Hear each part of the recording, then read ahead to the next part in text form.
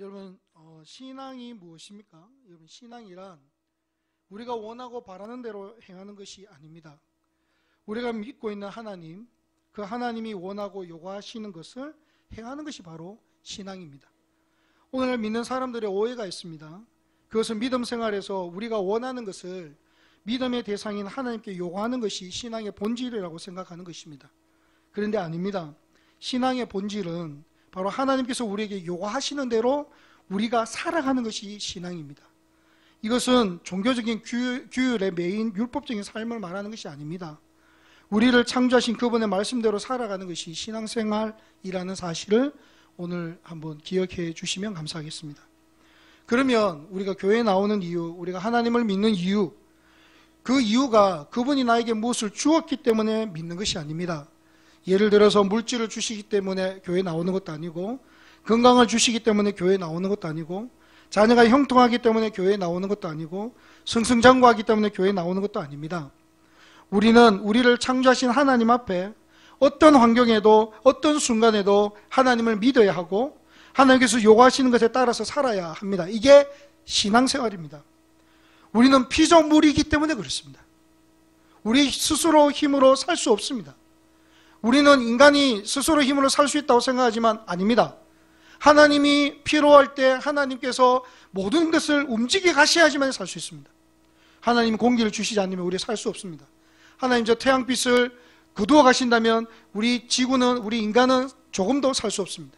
하나님이 질서를 움직여 가지 않는다면 우리는 살 수 없습니다. 우리는 이게 너무 자연스럽게 생각하지만 하나님이 이걸 허락하셨기 때문에 오늘도 햇볕을 받으며 공기로 숨을 쉬며 이 자연의 질서 가운데 살아가지만 우리가 하나님이 이 질서를 거두어 가신다면 우리는, 인간은 살아갈 수 없습니다. 요즘 그렇잖아요. 하나님이 이 땅의 지각만 변동시키도요, 이 자연이 우리에게 주는 엄청난 재앙이, 너무 심각한 재앙이 우리 가운데 이렇게 오잖아요. 그래서 우리의 힘으로 살 수 없습니다. 왜냐하면 우리는 피조물이기 때문에 그렇습니다. 그런데 여러분, 하나님은 좋으신 하나님이십니다. 옛날에 그 찬양도 있어요. 하나님은 좋으신 분. 하나님은 좋으신 분이에요. 하나님은 인격적인 분이십니다. 세상은 우리의 눈을 가려서 좋은 하나님을 볼 수 없게 만듭니다. 하나님의 참된 의도를 볼 수 없게 만들어 버리죠. 그래서 바른 신앙생활을 할 수 없도록 합니다. 그런데 성경은 그렇게 말하지 않습니다. 오늘 여러분 귀를 한번 기울여서 잘 들어보시기 바랍니다. 하나님의 요구대로, 창조주 하나님의 뜻대로 살아가는 것이 우리의 행복이고 우리의 생명이 풍성해지는 길이라는 사실을 오늘 말씀을 통해서 깨달아 아시기를 간절히 소망합니다.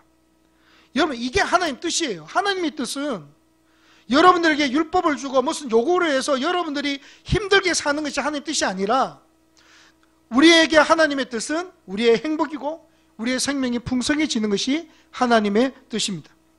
이 말씀대로 살아갈 때에 진정한 행복이 있고, 이 말씀대로 살아갈 때에 진정한 평안이 있고, 이 말씀대로 살아갈 때에 진정한 기쁨이 있다는 사실을 절대로 잊어서는 안 됩니다. 여러분, 대부분 사람들이 나이가 들고 철이 들면 하는 말이 있습니다. 그때 부모님 말씀을 좀 잘 들을 것을 이렇게 후회합니다. 그때는 몰랐지만 시간이 지나고 나니까 그것이 옳은 것이고 그것이 나를 위한 것인데 그때는 몰랐던 것 같습니다. 그리고 지나고 나면 후회합니다. 그러면서 하는 일이 있습니다. 뭐냐면요, 자녀들에게는 다시는 그런 실수를 반복하지 않도록 우리 자녀들을 잘 양육하고자 하는데, 근데 그것도 쉽지 않은 것 같습니다. 왜냐하면 우리 자녀들도 지금은 모릅니다. 근데 왜 몰랐을까요? 그때는요, 어리기 때문에 모르잖아요. 그러나 저는 이렇게 생각합니다. 만약 그때 우리가 조금 더 순종했더라면 우리의 인생이 달라졌을 수도 있겠다. 가정은 한번 해보는 거죠. 그런데요, 하나님의 요구는 또 마찬가지입니다. 우리가 하나님의 요구대로 살아갈 때에 하나님을 통하여 주시는 놀라운 복이 있음을 기억해야 됩니다. 이때는 몰라요.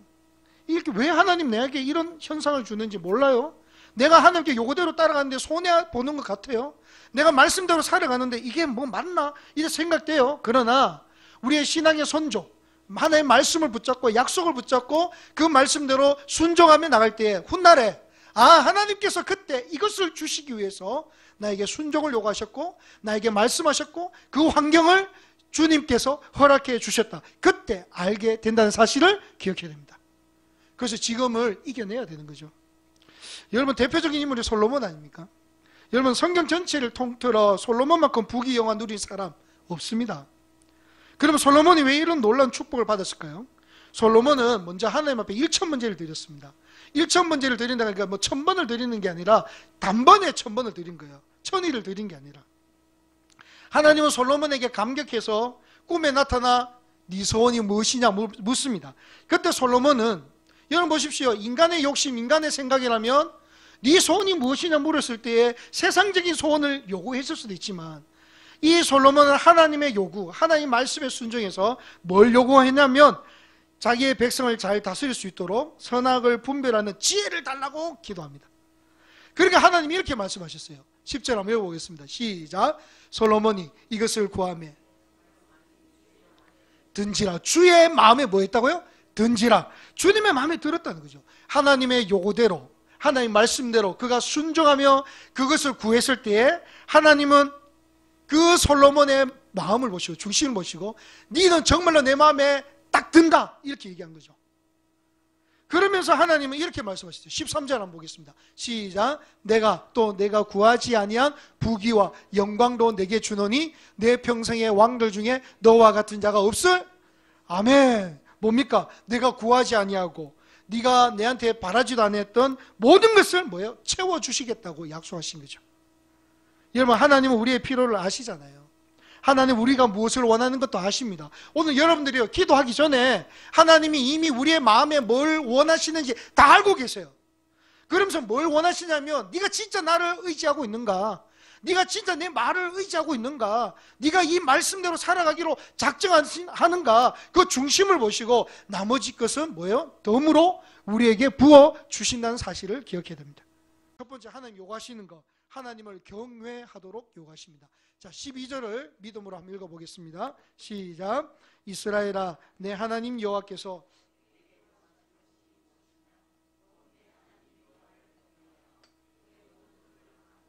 그를 사랑하며 마음을 다하고 뜻을 다하여 내 하나님 여호와를 섬기고. 여러분 하나님께서 우리가 그분을 경외하며 그의 도를 행하기를 원하십니다. 이걸 요구하세요. 경외하기를 요구하십니다.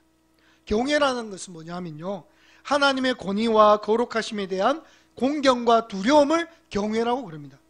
신앙의 첫 시작은요, 하나님의 권위와 거룩하심을 인정하는 데서 시작합니다.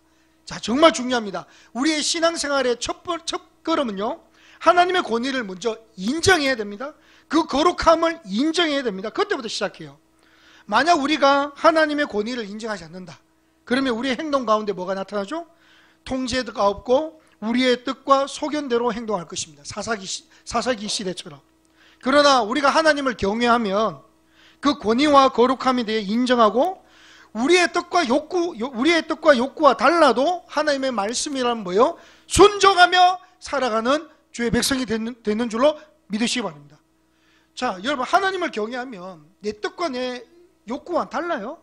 근데 그분이 나의 주인 되시고 나의 능력 되시는 걸 안다면 내 생각과 달라도 그 말씀이라면 뭐예요? 따라가는 겁니다. 이게 경외의 시작입니다. 신앙생활의 첫걸음입니다.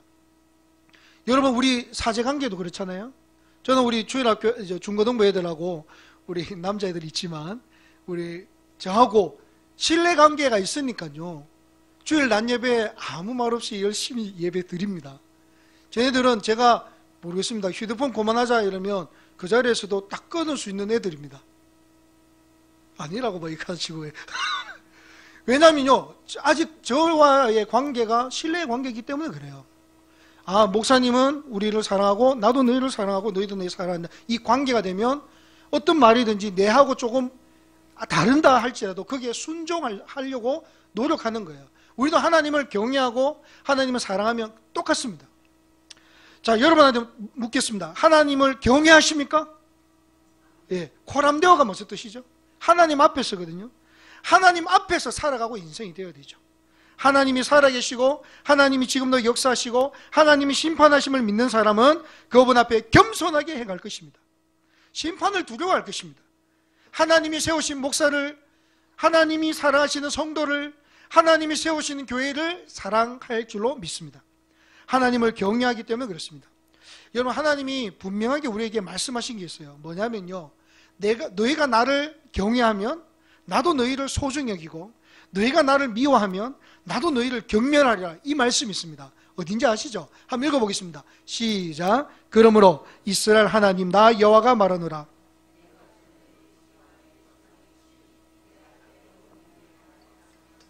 이제 나 여호와가 말하노니 결단코 그렇게 하지 아니하리라. 나를 존중히 여긴 자를 내가 존중히 여기고 나를 멸시하는 자를 내가, 열어보십시오. 나를 존중히 여긴 자는 내가 존중히 여기고 나를 멸시하는 자를 내가 멸시하리라. 하나님 분명히 말씀하셨어요. 네가 나를 경외하면 내가 너를 세우리라. 네가 나를 멸시하면 내가 너를 경멸하리라. 이거는 하나님의 말씀이에요. 근데 여러분, 이 말씀이 사무엘상 2장 이 말씀이 무엇과 관련되어 있는지 아십니까? 예배입니다. 예배. 자, 이때 당시 엘리 제사장, 오늘날 말할 것 같으면 목사님의 자녀겠죠?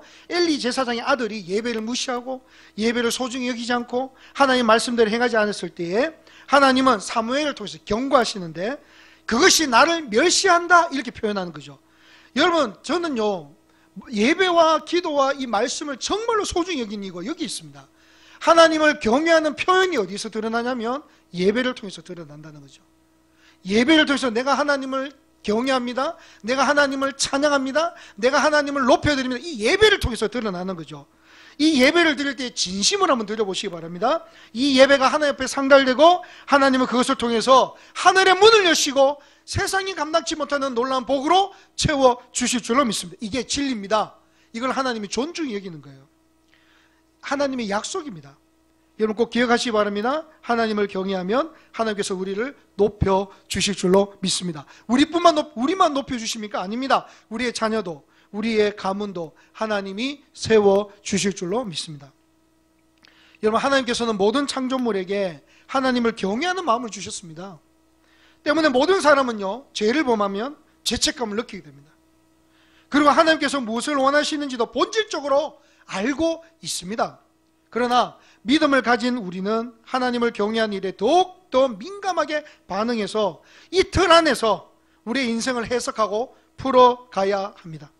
하나님을 경외하는 마음, 하나님이 어떤 분이신지를 아는 그 깨달음은 하나님께서 주시는 것이고 그러한 그분을 우리의 삶 속에서 인정하고 그가 주신 말씀대로 사는 것은 우리의 사명이라는 것을 기억하시고 하나님을 경외함으로 그분의 모든 도를 행할 수 있는, 그리고 하늘의 이 복을 받아 누릴 수 있는 귀한 성도님 되시기를 주님의 이름으로 축원합니다. 예, 하나님 경외하셔야 되겠죠. 예, 두 번째는요, 마음과 뜻을 다해 하나님을 사랑하라 이렇게 요구합니다. 12절을 한번 다시 해보겠습니다. 자, 같이 한번 보겠습니다. 시작. 이스라엘아, 내 하나님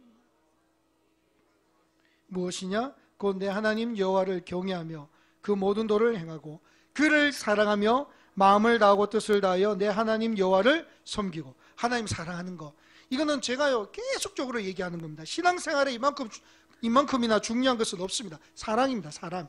하나님을 뭐 하는 거예요? 사랑하는 겁니다. 하나님을 사랑하면 당연히 그분이 원하는 일을 하고자 하겠죠. 사랑하는 하나님의 요구하심은 힘들지 않습니다. 왜냐하면 사랑하니까. 사랑은 능력입니다. 사랑입니다. 사랑. 여러분 베드로 아시죠? 베드로가 누구죠? 예수님의 수제자 아닙니까? 근데 베드로의 인생에 가장 큰 오점이 있습니다. 뭡니까? 예수님을 몇 번 부인하죠? 3번이나 부인합니다. 3번. 한 번은 그냥 부인하고 저주하고 맹세하며 예수님 부인합니다. 이 수제자가 예수님 부인하면 됩니까? 안 되잖아요. 자기가 그 전에 한 말이 있는데요, 뭐라고 했냐면 다 주를 버릴지라도 나는 주님을 버리지 않겠습니다. 그 말 안 했으면 덜 밉지요. 근데 그런 얘기 해놓고 계집 여종 앞에서 3번이나 부인합니다. 그래서 예수님 부인하고 자기의 삶의 터전으로 돌아가죠. 예수님은요 십자가에서 죽으시고 며칠 만에 부활하셨습니까? 3일 만에 부활하셨고요. 부활하신 다음에 베드로를 찾아오세요. 베드로를 찾아오셔가지고 뭐라고 질문하는지 아십니까? 그 유명한 질문, 요한복음 21장 15절 이렇게 말합니다. 그들이 조반 먹은 후에 예수께서 시몬 베드로에게 이르시되 요한의 아들 시몬아, 내가 이 사람들보다 나를 더 사랑하느냐 하시니 이르되 주님 그러하나이다. 내가 주님을 사랑하는 줄 주님께서 아시나이다. 이르시되 내 어린 양을 먹이라 하시고, 뭘 만나고 뭐라고 얘기하셨죠? 내가 너를 사랑하느냐? 사랑을 회복해 주시는 거죠. 제 같았으면요 베드로 딱 오면 자 엎드려 뻗쳐 이렇게 해요. 어째 그 나를 3번이나 부인하냐, 3번. 야, 한 번 부인하면 내가 용서해 주겠다. 3번이 뭐냐? 그 여기서 뭐 하는데?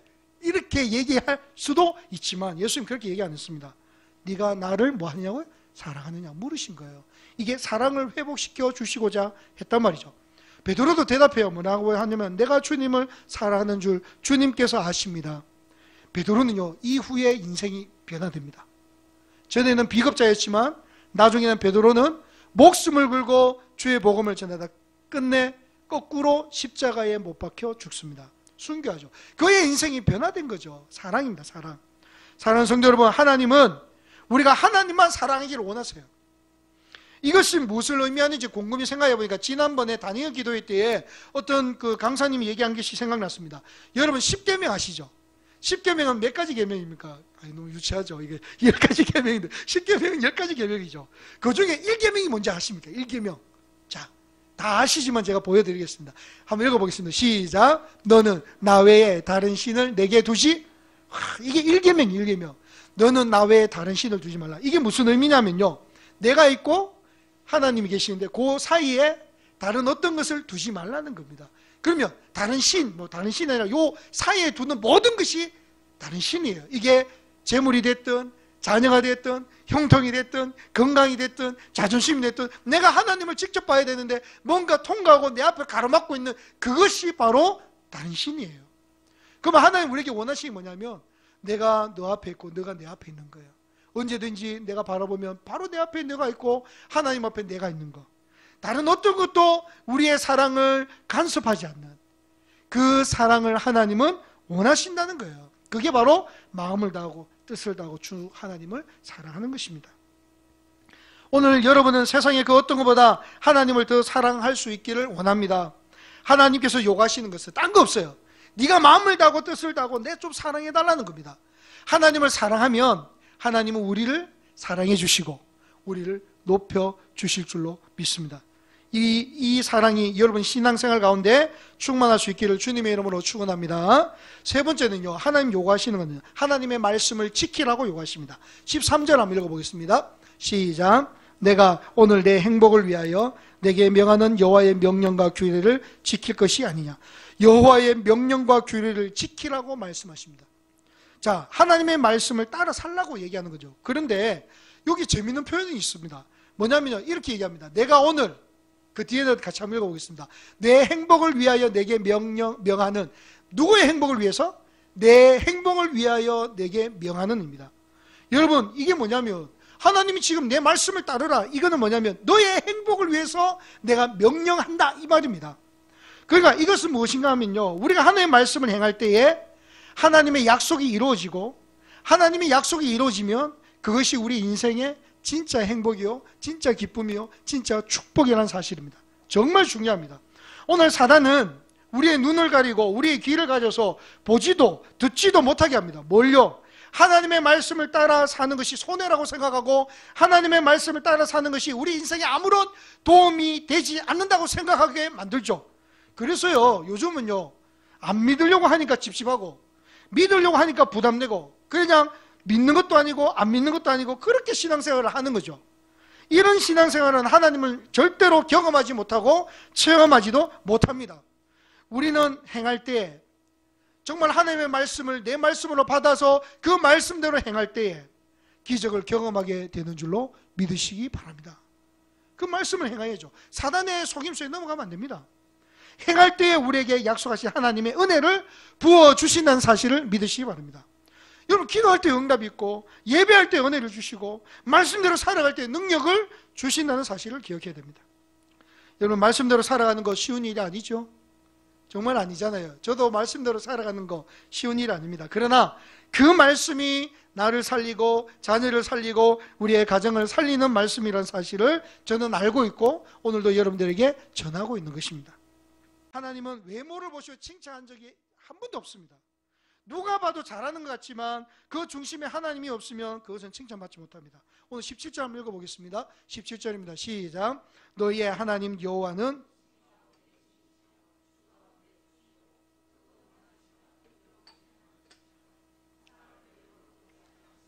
뇌물을 받지 아니하시고. 저는 이 말씀이 두렵습니다. 왜냐하면 내가 믿는 하나님은 신 중에 신이요 주 가운데 주시요 크고 능하신 분이시고 심판할 때는 두려운 하나님이십니다. 그분이 우리에게요 환경을 본다고 하지 않으셨어요. 너 외모를 보고 너를 취한다 말씀 안 했단 말이죠. 네가 어떤 것을 가졌는지, 네가 연봉이 얼마인지, 외모는 어떤지 세상의 평가로 그 사람을 보지 않는단 말입니다. 네가 가난해도, 네가 병들어도, 네가 가진 건 없어도, 세상이 너를 조롱하고 무시한다 하더라도 너의 중심에 말씀이 있고 하나님 사랑하는 마음이 있고 네가 하나님의 말씀대로 순종하기를 원하는 그 중심이 있다면 나는 너를 통해서 역사하시겠다고 주님은 약속하시고 말씀하고 계신다는 거죠. 이게 우리에게 위로가 되는 거 아닙니까? 우리가 너무나 연약하기 때문에 그렇습니다. 그렇습니다. 우리가 하나님께서 살아계심을 믿는다면 그분이 하신 말씀에 순종할 수밖에 없습니다. 한 나라를 흥하게 하시고 망하게 하시는 하나님 앞에 순종하시기 바랍니다. 한 가문을 세우기도 하시고 멸하기도 하시는 하나님의 말씀에 순종하시기 바랍니다. 한 영혼을 살리기도 하시고 죽이기도 하시는 하나님의 말씀에 순종하시기 바랍니다. 그 말씀에 순종하고 살아갈 때에 그것이 피조물인 우리에게 진정한 행복임을 기억해야 됩니다. 이런 믿음이 환경을 뛰어넘고, 이런 믿음이 우리의 모든 환경 속에 주님을 바라보고, 이것이 우리의 가문을 살리고, 이것이 우리의 자녀를 살리고 내 영혼을 살리는 길임을 믿으시기 바랍니다. 하나님 오늘도 살아계십니다. 영원히 역사하십니다. 그 말씀에 순종할 수 있는 성도님 되시기를 주님의 이름으로 축원합니다. 마지막으로, 그러면 하나님이 주시는 복이 있습니다. 여러분, 과정 다음에 결과가 있잖아요. 15절 한번 읽어보겠습니다. 시작. 여호와께서 오직 내 조상들을 기뻐하시고 그들을 사랑하사 그들의 후손인 너희를 만민 중에 택하셨음이 오늘과 같으니라. 여기에 포인트는요, 주체가 여호와께서입니다.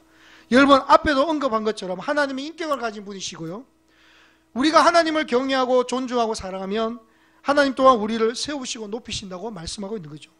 우리가 그분을 신뢰하고 그분 앞에 겸손히 나가면 그분은 우리를 절대로 외면하지 않으시고 사랑하십니다. 오늘 여호와께서 이스라엘 백성들의 조상을 기뻐하시고 사랑하신 것처럼 하나님을 사랑하고 경외하는 모든 백성들을 만민 중에 선택하시고 사랑하시겠다고 약속하셨습니다. 자, 이 약속이 여러분 가정에 넘치시기를 주님의 이름으로 축원합니다. 소망을 가지고, 거룩한 소망 아니겠습니까? 우리가 하나님을 사랑하고 그분을 높이면 그분은 우리를 높이고 우리를 사랑하십니다. 하나님 우리를 얼마나 사랑하시는지 아십니까? 저는 최근에 그 사랑을 잠깐 잊고 산 것 같아요. 하나님 우리를 얼마나 사랑하시는가. 여러분 9절, 요한일서 4장 9절인데요. 한번 읽어보겠습니다. 시작. 하나님의 사랑이 우리에게 이렇게 나타난 바 되었으니 하나님이 자기의 독생자를 세상에 보내심은 그로 말미암아 우리를 살리려 하심이라.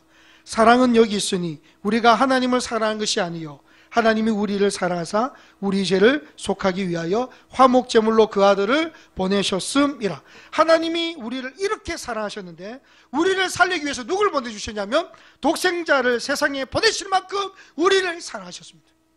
우리가 하나님을 먼저 사랑한 것 같은데 아닙니다. 하나님이 먼저 우리를 사랑하셨습니다. 우리는 그 사랑을 깨닫고 하나님을 높여야 됩니다. 찬양해야 됩니다. 우리가 하나님을 높이면 하나님 우리를 기뻐하시고 우리를 더욱 사랑하시며 만민 중에 택하여 하나님의 영광을 위해 사용하여 주실 줄로 믿습니다. 우리 한 번 사는 인생 아니겠습니까? 세월은 너무 빨리빨리 지나가는 것 같습니다. 벌써 4월이 내일이면 4월달입니다. 우리의 인생이 하나님께서 인도하는 인생 되기를 간절히 소망합니다. 오늘 하나님은 여러분 가정을, 여러분 자녀를, 여러분의 인생을 만민 중에 선택하시고 능력을 주시고 사랑으로 인도하실 것입니다. 이 사실을 믿음으로 바라보시고 평생 하나님 앞에 승리할 수 있기를 주님의 이름으로 축원합니다. 또 22절 한번 보십시오. 한번 읽어보겠습니다. 시작. 애굽에 내려간 내 조상들이 겨우 70이었으나 이제는 내 하나님 여호와께서 너를 하늘의 별같이 많게 하셨느니라. 애굽에 내려간 조상들이 몇 명요? 70명인데 나중에 어떻게 된다고요? 하늘의 별같이 많게 하셨느니라. 여러분 하늘의 별을 세어보셨습니까? 세다가 이제 지치죠. 세다 잠들 수 있습니다. 하나 둘 하나. 여러분 그만큼 번성한다는 거죠. 우리가 하나님을 경외하고 그를 섬기고 그를 의지하면 하나님이 그 가문을, 그의 인생에 번성의 축복을 주신다고 약속한 것이죠. 형통의 축복을 주시는 것입니다. 우리는 인간의 힘으로 무엇을 하려고 하죠. 하지만 인간의 힘으로 절대 되지 않습니다. 하나님이 지키실 때 가능하다는 사실을 기억해야 됩니다. 인간이 아무리 부흥을 외쳐도, 인간이 아무리 형통을 외쳐도, 인간이 아무리 본성을 외쳐도 되던가요? 그렇지 않습니다. 우리가 아무리 노력해도 안 되는 게 있더라고요. 우리는 하늘을 보고 하나님을 의지하고 그분께 맡기고 우리가 해야 할 일을 인내함으로 감당할 때에 하나님이 책임져 주십니다. 오늘 보시기 바랍니다. 하늘의 별과 같이 많게 하시겠다 약속하셨습니다. 하나님이 세우신다고 말씀하셨습니다. 오늘 이 말씀을 깊이 묵상하고 우리가 할 수 없는 것 주님 앞에 다 내려놓고 주님을 의지하고 주님을 사랑하여 하나님이 요구하시는 것에 순종해서 세상에 줄 수 없는 하늘의 복을 받아 누리시기를 주님의 이름으로 축원합니다. 예, 결론을 맺습니다. 여러분 꽃꽂이 하십니까? 꽃꽂이 하실 수 있는 분 계십니까? 꽃꽂이 할 때 어떻게 하죠? 꽃을 잘라서 꽂죠. 그런데요, 꽃꽂이는요 아주 화려해 보이지만 이미 뿌리가 잘릴 그때부터 뭐죠? 죽은 것입니다. 말라가는 거죠. 우리 인생은요, 생명의 근원이요 창조주 하나님을 떠나는 날, 끊어지는 그 순간 우리는요 죽은 인생입니다. 그러면 우리는 하나님과 떨어질 수가 없습니다. 하나님은 우리에게 항상 요구하시죠. 나를 경외하기를 요구하고 나를 사랑하라고 요구하십니다. 왜냐? 우리가 행복하기 위해서, 풍성한 생명의 풍성을 누리기 위해서, 진정한 행복이 거기 있기 때문에 그렇습니다.